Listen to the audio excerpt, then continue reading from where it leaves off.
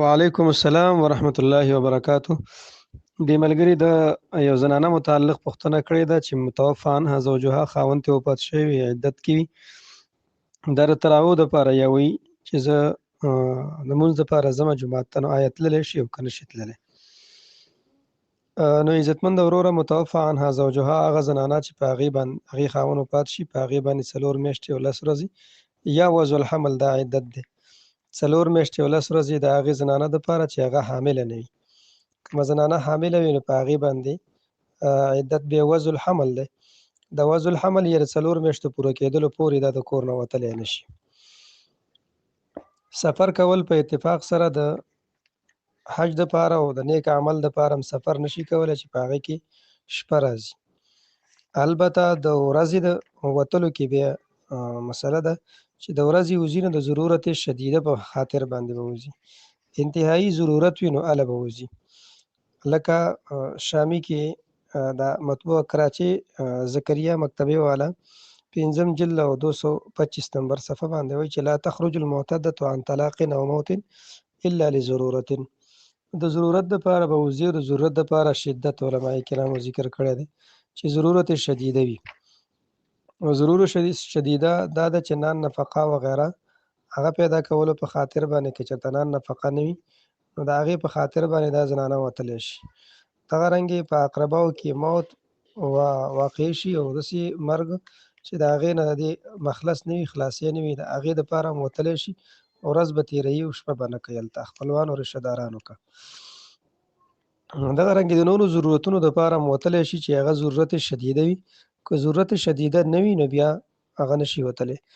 د یو ورځ دپاره یوازې وتل چې په ورځ کې به وځي او د شپې به نه وځي، په دې باندې دلیل د بحر الرائق کتاب الطلاق فصل فی الاحداد او معتدة الوفات تخرج یوما، دا عنوان هغوی ذکر کړی دی او بیا یې ویلي چې فالظاهر من کلامهم جواز خروج المعتدة عن وفات نهارا.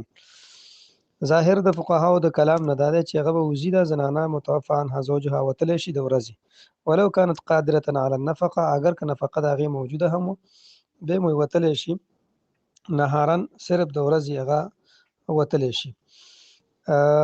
دغه رنګې متوفی عنها زوجها هغه د مثال په طور د شنختې کارډ یو ضرورت دی، یا دغه زنانه تنخواه اخلي او چېرته تنخواه پسې وځي نو هغه یو دفتر ته ځي نو هغه هم د دې دپاره ضرورت شدیده دی.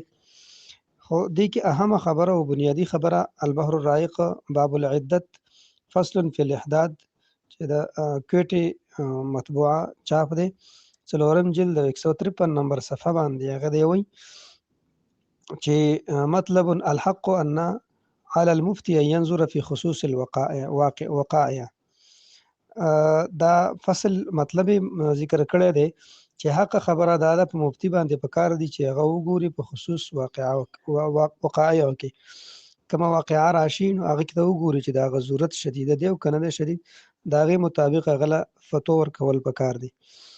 ستاسو چې کومه مسله ده نو په دې کې زما د ذهن مطابق تراویح چې کومې دي هغه ضرورت شدیده نه دی، ځکه تراویح یو نفل او یو قیام اللیل دی، ځان لم کولی شي. جماعت په دې کې نه واجب دی نه مستحب دی نه بل څه عمل دی، یعنی تراویح کې جماعت لازمي نه دی چې په جمع سره یو سړی تراویح وکړي. نو تراویح دپاره هغه نشي وتلی. او د فرض لمونځ دپاره که چېرته د مخکې نه دا جمع له تلي وي نو بیا جمع له وتلی شي. د فرض لمونځ دپاره که چېرته مخکې نه دا جومات ته ځي او یو جومات د سوي د زنانو مستقل او مثال په طور یو خدا مسله ده چې دغه ځان له اختلافي مسله ده چې آیا د زنانو جومات ته تګ جایز دی او که نه دی جایز. قطع نظر د هغې نه که یو زنانه د مخکې نه جومات ته ځي د فرض لمونځ دپاره جمع دپاره نو هغه بیا تللی شي. والله اعلم بالصواب.